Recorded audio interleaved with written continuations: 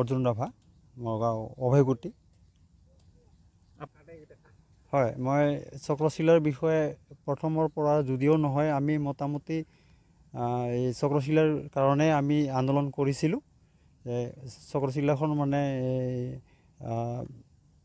কি বুলি কয়, চেঞ্চুৰী কৰিবলৈ আমি আন্দোলন কৰিছিলোঁ। আন্দোলন কৰি মানে 1994 চনত আমি ভাৰত চৰকাৰৰ পৰা চেঞ্চুৰী হিচাপে স্বীকৃতি পাইছোঁ। চক্ৰশিলা অভয়াৰণ্যটো আচলতে সোণালী বান্দৰৰ কাৰণে বিখ্যাত।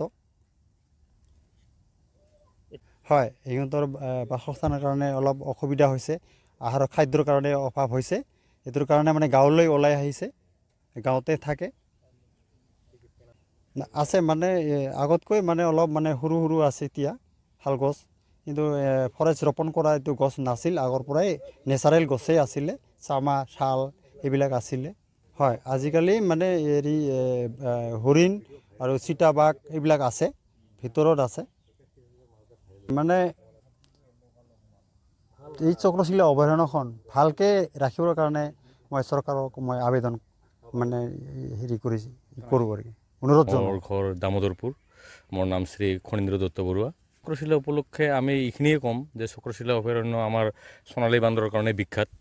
ইয়াত বিভিন্ন ধৰণৰ পৰ্যটক আহে, আমাৰ দেশীয় পৰ্যটকৰ লগতে বিদেশৰো পৰ্যটক আহে।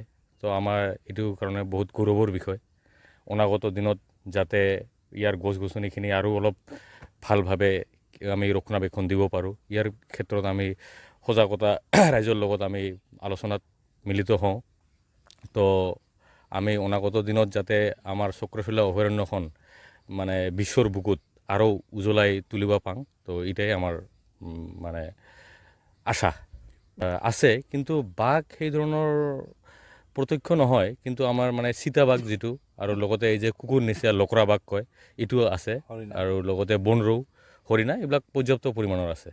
সোণালী বান্দৰৰ বিষয়ে, সোণালী বান্দৰ লৈয়েতো চক্ৰশিলা অভয়াৰণ্য বিখ্যাত। তো সোণালী বান্দৰ যথেষ্ট পৰিমাণে আছে। তো এইখিনি অঞ্চলত আমাৰ ফালেও আছে, দামোদৰপুৰ গাঁৱতো আছে, গাঁৱত আহে খাদ্যৰ সন্ধানত। কিন্তু মানে বিশেষকৈ আমাৰ যেতিয়া ডিংডিঙা ফুল, এই ফুলটো যেতিয়া ফুটে, এই ফুলটো খাব আহে। আৰু লগতে বাঁহৰ যিটো নতুন গজালি, এইটোও মানে সোণালী বান্দৰৰ একদম প্ৰকৃত খাদ্য আৰু ইয়াৰ সন্ধানত। মানে মই জনা হিচাপত জাৰ্মান, ইংলেণ্ড, লগতে কানাডা, তাৰপিছত অষ্ট্ৰেলিয়া, বিভিন্ন দেশৰ পৰা আহিছে। আমাৰতো সংৰক্ষিতই, কিন্তু চৰকাৰে যাতে আৰু উপযুক্ত ইয়াত মানে ব্যৱস্থা লয়, যাতে ইয়াত টহলদাৰৰ ব্যৱস্থা লয়, যাতে ইয়াৰ ক্ষেত্ৰত আৰু ভাৰত চৰকাৰে অলপ আৰ্থিক অনুদান আগবঢ়ায় ইয়াৰ উন্নতিৰ কাৰণে। তো এইখিনিয়ে ভাৰত চৰকাৰৰ ওচৰত মোৰ অনুৰোধ।